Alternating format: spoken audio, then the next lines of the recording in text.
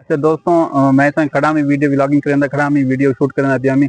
मेरे कज़न आ गए ट्यूशन पढ़ के, मैं तो आपको तारुफ कर वेना। मेरे कज़न अली ए पिया सही हेलो कर दे।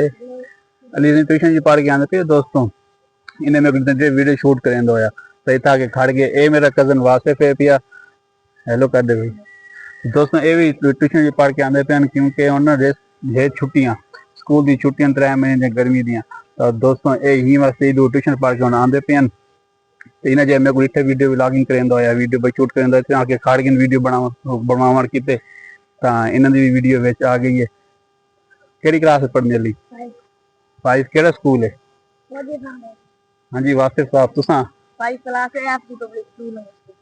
अच्छा जी दोस्तों क्योंकि छुट्टियां पईयां ई टाइम जो ना ठंडा टाइम होंगे दोस्त जन बार ट्यूशन पढ़ के आते पे होने ई टाइम इतना ही मैं कड़ा मी मैं हमने ऑफिस चो आया ताजीम साहब की छुट्टी की है वीडियो व्लॉग की है। तो दोस्तों वीडियो को शेयर भी करे सो वीडियो अच्छी लगे तो वीडियो लाइक भी करे सो कमेंट भी करे सो अच्छा जियां इंशाल्लाह वीडियो दोस्तों वीडियो शेयर करने वीडियो लाइक करने कमेंट करने वीडियो दोस्तों हौसला अफजाई थी है।